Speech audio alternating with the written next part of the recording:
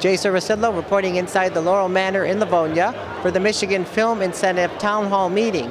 Stay tuned for remarks from actor Jeff Daniels, Mr. Emcee King, former news anchor, and Detroit Free Press columnist Mitch Albom, among others who are going to be speaking here today. I'm here, he's sick as a dog, got out of bed, so ladies and gentlemen, Jeff Daniels.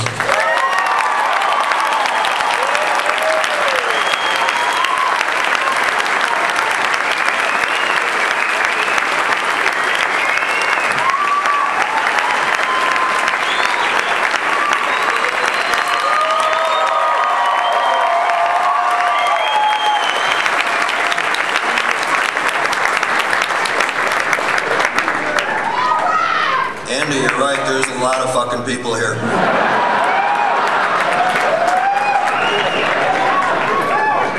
I am very honored to have been asked to be a part of this. Thank you, Kenny, thank you, Mitch. You guys have been instrumental, Mike Binder as well, and Andy, and all you other guys. I came in here in the 11th hour of this thing 3 years ago, when we had the joint hearing, which I was told was unprecedented. Republicans and Democrats with their arms around each other in Lansing. And I said, oh, great, terrific, they like this idea. So off it went. And as someone who's been shooting movies everywhere except Hollywood since the late 80s, I got so sick and tired of working, with all due respect, Canadian crews, Canadian actors in Toronto, Winnipeg, Vancouver, multiple times, Louisiana, Texas, Connecticut, Pennsylvania. Why aren't those jobs here? And when they put through this tax incentive, it was a great day. And as Mitch said, rightly so, not for me. I didn't make a dime. Much like the Purple Rose Theater Company, that was created for a lot of reasons, one of which was for that 21-year-old kid I used to be.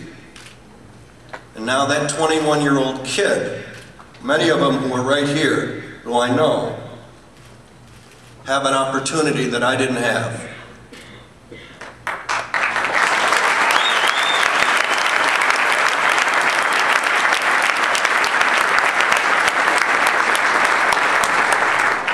So when Governor Snyder talks about keeping the young people in the state, this tax incentive does that.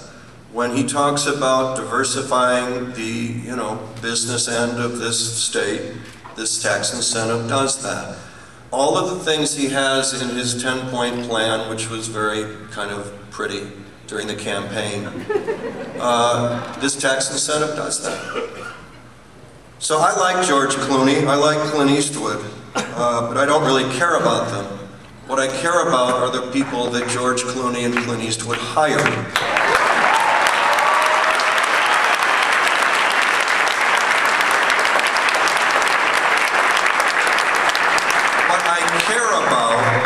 Are the businesses around which those movies that are affected financially by those movies being in the area. For instance, my brother has a lumber company, and if you've been paying attention at all, there are lumber companies closing all over America, and yes, inside the state of Michigan, left, right, and sideways. How my dad and brother kept their 2 little lumber companies open, I have no idea. But they did. And my brother's lumber company's in Bridgewater, Michigan. And when the incentive came in, Drew Barrymore was one of the first movies into Ann Arbor, and she looked around and she needed lumber. So she found a close lumber company. So before you jump, I didn't have anything to do with it. It happened to be within, it was close. And they didn't ask how much a piece of plywood was. They asked, how fast can you get it here? Can you have it by Tuesday at 9? And so he did that. And then he delivered, and they paid him, and they left. Then Rob Reiner came in. He asked Drew Barrymore's people, where'd you get your lumber? And not how much was it, did it come and did you get it on time? They said yes. And there were 4 or 5 movies after that. He said it brought in $200,000 worth of business.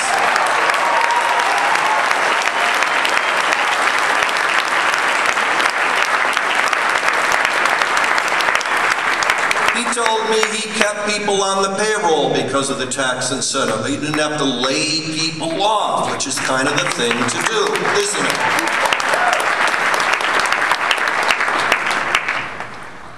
Gary Gilbert is a producer, and Gary was making a movie in December in Detroit, Right Angle Productions. And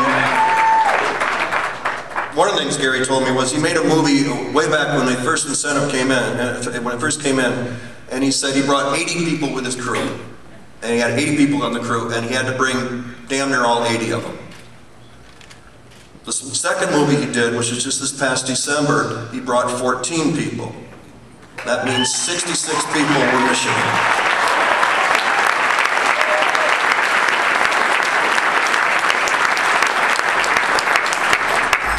Here's the kicker. One of the drivers that took us from base camp up to the set was a Teamster. Now, he'd been laid off by the auto company or however that were. He'd lost his job. His house was foreclosed. Marriage was on the rocks. Lost his car. The tax incentive came in, and he's been working steadily ever since. He's got an apartment. His marriage is back together, and he went to a Ford dealership and bought 2 cars.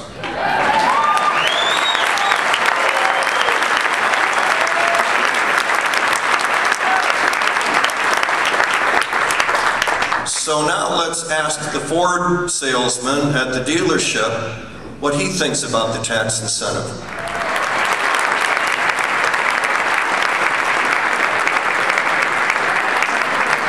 Good evening, everybody. Thank you so much for coming out. My name is Mitch Albom. I am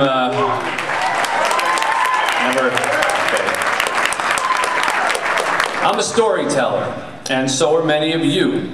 And the story of these film credits is a true little engine that could tell.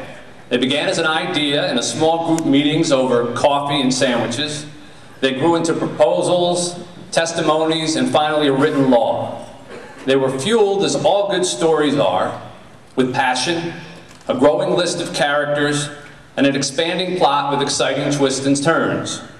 And then in a single speech last Thursday, the story was halted and the book was thrown dangerously close to the fire. Well, we are here to save the story.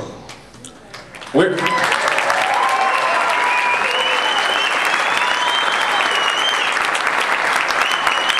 here to save the stories of every electrician, grip, set designer, catering trade, every painter, baker, hotel worker, rental car firm, every costume shop, photographer, editor, every accountant, every driver, every director, technician, transportation manager, actor. This is not about saving Hollywood. This is about saving Michigan.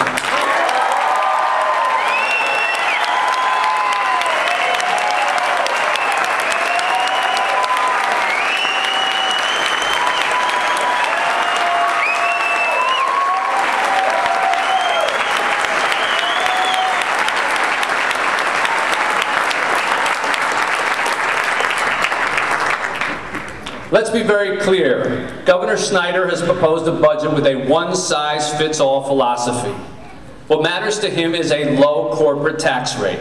He wants it clean, he wants it simple, low tax rate, good business. That's his model. He had it with Gateway in South Dakota, the state ranked as the best tax climate for business in America. But I ask you, are people flocking to South Dakota? Do you know anyone from South Dakota? Would you move to South Dakota? 3 of America's 6 poorest counties are in South Dakota. In the last 10 years, with the best, lowest corporate tax rates, it has lagged behind even the national average for growth. Why? Why? Because it takes more than a low tax rate to make a state industry friendly. It takes people. It takes talent. It takes environment, which may explain why after Governor Snyder stepped down from his post at Gateway, the company moved to California, the state with the 2nd worst tax rate in America. Why? Because they needed people and environment and other things besides